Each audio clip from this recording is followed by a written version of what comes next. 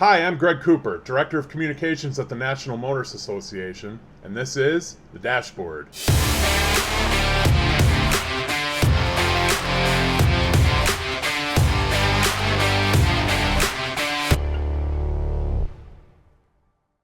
This is my last week at the NMA and doing the dashboard, so I'd like to say goodbye to all the members. It's been a pleasure. Like last week, I thought it would benefit the organization if I focused on one issue, driver training. When I was a kid, my dad did something that stuck with me for life. He took me out on an ice-covered lake and told me to drive. Just drive. I slid all over the place, but it allowed me to understand how to steer out of a car sliding, how to stay calm, and how to get control back. Now, of course, no amount of training can guarantee you won't end up in a ditch on an icy road, because icy roads are just plain unpredictable. But I can tell you this, that training has kept me out of a ditch more than one time in my life. So that story makes a bigger point. In the United States, we don't really train drivers.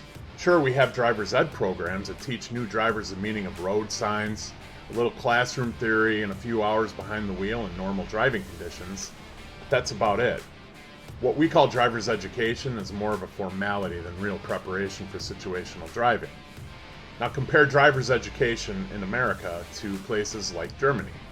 There, new drivers are required to go through extensive driving that includes skid pads, night driving, highway merging at speed, and more. It's not cheap and it's not easy, but the result is that drivers are far better prepared for the realities of driving. According to studies summarized by Gulf Oil International, Germany and other European countries treat driving as a skill to be mastered, not a license to be handed out. Here in the United States, because our training is so weak, crashes are more frequent. And what's the response from policymakers? Not improving training. No. Instead, they push what I like to call the facade of safety. Things like speed cameras, automated enforcement, and intrusive technology in our vehicles. They say it's about saving lives, but too often it looks more like revenue collection and control over motorists. The National Motorists Association believes we can do better. Real safety doesn't come from handing over money to speed camera companies. Real safety comes from preparing drivers for the skills that they actually need. Imagine if U.S. driver's ed included things like skid recovery training, highway driving at real speeds, hazard perception, and practice in bad weather. That would do more to prevent accidents than any number of fines, mandated gadgets, or whatever else they can come up with. That's why the NMA is asking this question. Should the NMA explore the idea of building a 10-step driver training curriculum? Something practical, achievable, and far more effective than what's currently being used in driver's ed programs. We want your help.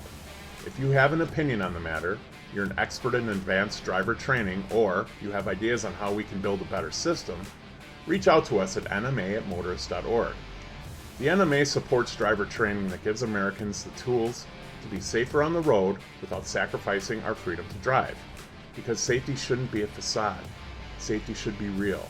And real safety starts with better driver training. That's it for this week's dashboard. Don't forget to like, subscribe, share, and follow us on social media for any updates. If you want more of these kinds of stories, check out our blog at motorists.org. If you have any traffic-related issues that you'd like us to address, contact us at nma@motorists.org. This week's member newsletter discusses the best places to go to enjoy an autumn drive. So while there's no next week, I still want you to be safe out there, and remember to stand up, speak out, and drive change.